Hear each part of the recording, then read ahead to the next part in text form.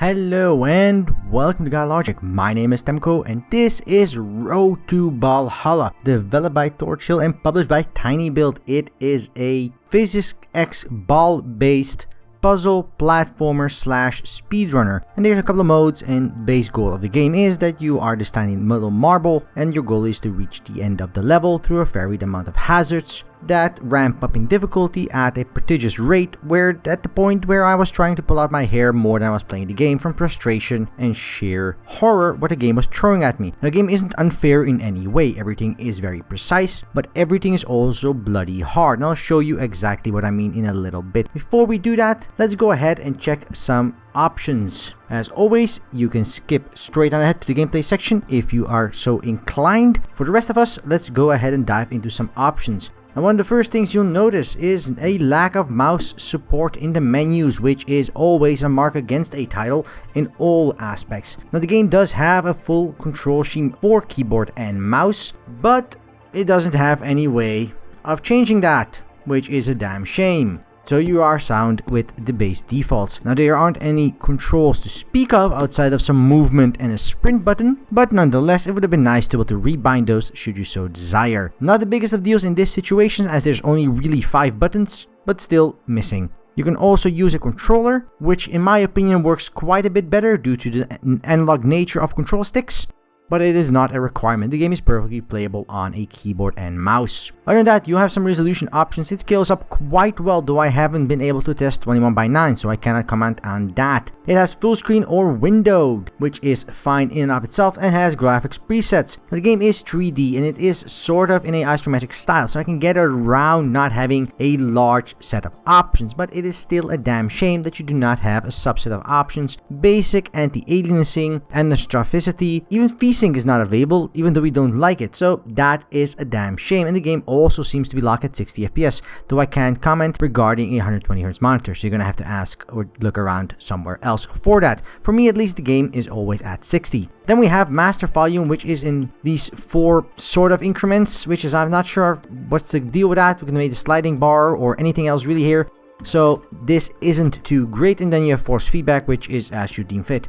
So that is the end of the settings. We have some Twitch integration where you can broadcast to players, which is fine in and of itself, and there are some changes you can do to your ball based on those you have unlocked, and these unlock based on your gameplay. You can change the color of your ball, whether or not you want your trail to be on your ball, double, single, as you deem fit, and some colors, and you can show how many more unlocks there are, and can also show the unlock that is coming up next for you. So next up for me is electric violet, a 4-fold trail, and an electric violet trail color. So that's my next up, and then the bonus tiles are hidden, secret, and the game won't share, which is pretty fun in of itself. Once you are satisfied with your ball and you have gone to the Steam Workshop, which is not yet integrated, so I'm not sure if this is a day 0 thing or a day 1 patch thing, but currently this is not available. So I'm never a fan of games introducing something that isn't in the game, but as I'm not sure this will be something that is going to be integrated into the game on live, I can't comment on that. If it's not, shame on you. If it is, well, very good. I have no idea what it does though, because I haven't been able to check it out because it is not available. Campaign wise, you start the game by loading into a level. Now you can see I have unlocked all the way up to level 3. If I go here, you'll see I am now at 3.1. There's 5 levels with each 5 rooms, and each level also has a speed running challenge in the rush mode that lets you go through the various levels as you deem fit. There are online leaderboards you can chase yourself against, and in the bottom left you have these purple stars that you collect, which unlock the next level of stars, and you have these orange squares you collect, which is what you need to progress to the next room or the next level. As you can see in the bottom here, I need 70 to progress to the next room, and I can get these by completing the variety of levels. Each room and each level has a maximum of 8 blocks you can gather, and these are based on both your rate of collecting certain glowing orbs in the game, as well as how often you have died and used the resurrect feature. So these two combined bring up your total score. And as you can see, I don't have the total score anywhere because I keep on dying. Did I mention this game is bloody hard and has a pretty wicked sense of humor on top?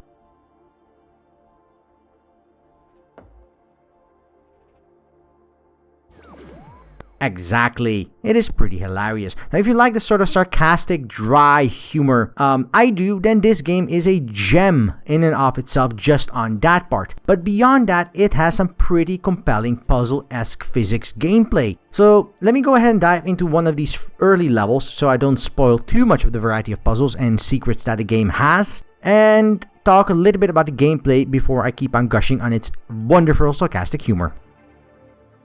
Okay, so let's talk game now. This is one of the earlier levels, and they introduce a variety of mechanics. And the game has a sprint button, which is one you see me using, where you sort of glow up and then you move faster. But if you interact with none of the red tiles or purple tiles while using the sprint, you instantly die. If you interact with them while not sprinting, they just take away some of your life. And you can see your life in the bottom left. It is the green circle. Now, every checkpoint resets your life to full, so you can lose some health. And in certain situations, it might actually be required. And this is a pretty interesting concept of the game. The goal is not always to avoid all kinds of damage and all hazards. It's to manage these hazards in certain situations. Everything from using the red glowing tiles to avoid certain death, timing how long you can stay in the red tiles while certain other interactions are taking place, or even going so far as to using the red tiles to prevent yourself from dying from the purple hazards in this situation. The goal of the game is obviously to reach the end of the level. You can do so by just rushing forward, reaching the end, and getting your points. But the secondary goals are obviously to unlock the various next levels, and to do that you need to unlock points. You get these points, up to 8 as I said earlier, by either not dying or by collecting these orange glowing orbs that are everywhere on the ground. And sometimes that means you have to go out of the optimal route, out of the way of completing something, and put yourself in more harm's way and more danger so you can collect them to unlock later levels. Now, you don't need to collect all the various glowing orbs and get all the points to progress in the game, far from it. But if you are stuck on a particularly difficult level, or there's a particular puzzle you have a large amount of trouble with, then in that case it might be a good idea to focus on the earlier levels, or maybe on a level you figure out the puzzle quite efficiently, to get these coins and to get these tiles to unlock, and then you can skip your level more or less. You can't skip it, you still have to do it, but you can do it with like 1 coin completed instead of trying to get 5 or 6. Oh, there I go.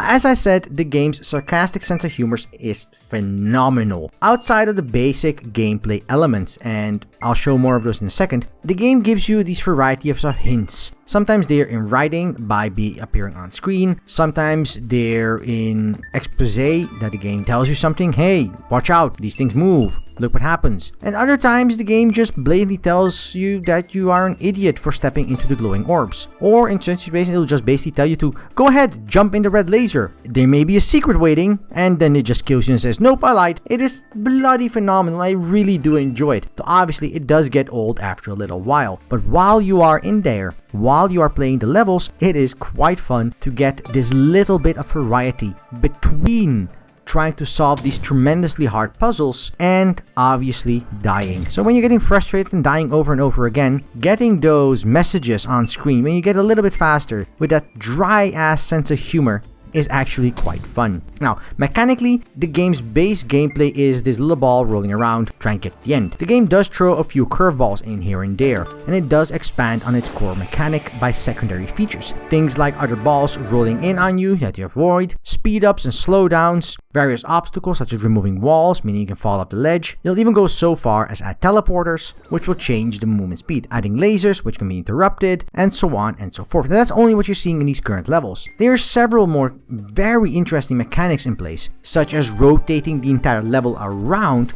based on your viewport, but not changing the way the control scheme interacts. Meaning, suddenly, your left analog stick will move you to the right, your right analog stick will move you up. Well, it's kind of really hard to play, and it will take you a lot of trial and error, which is where I really start to love this game. Something way too many games, especially of the hard kind, lose me is when they force you to start over from scratch.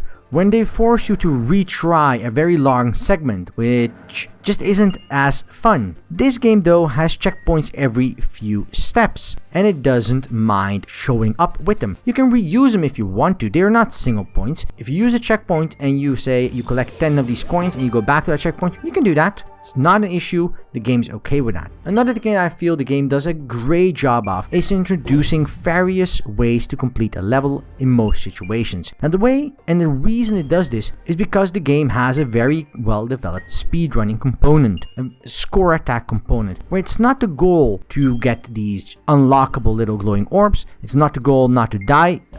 None of those goals are there. The only goal is make it to the end as fast as possible. And that is pretty damn phenomenal. And again, this dry sense of humor is so bloody good. I mean, I just can't get enough of it. So, the base core concept of the game is very simple. You're a ball, get to the end. But every level, every puzzle, every tire, every room you unlock, it twists things up just a slight bit, enough to keep things fresh, interesting, and challenging. In one level, it'll drop a big war ball on you to crush you, and you have to use that ball to solve puzzles with it, blocking lasers, moving grids. In other cases, those balls will be rolling over and they will block lasers for you, and you have to time your movement with them. In other situations, you have to dodge them. And these are all still the basic same war ball that's being used, but the variety of situations they use them in is actually pretty damn phenomenal. So to recap in a nutshell, Road to Ballhalla has the driest sense of humor I've encountered in ages, and it is absolutely wonderful. Where you, a tiny little ball, goes around, tries to survive to the end in a variety of increasingly difficult puzzles that are genuinely quite challenging. But they are not difficult for difficulty's sake. They are challenging because they need you to practice,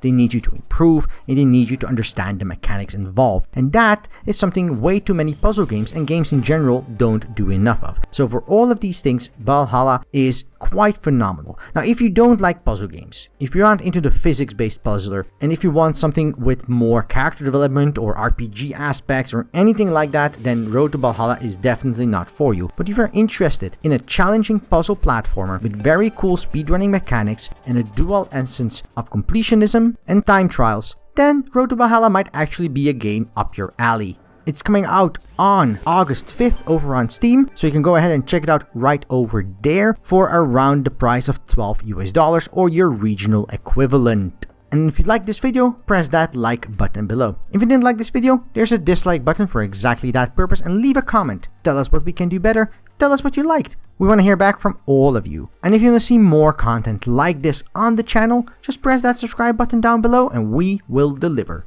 So until then, I wish you a good day, and until next time, right here on GuyLogic.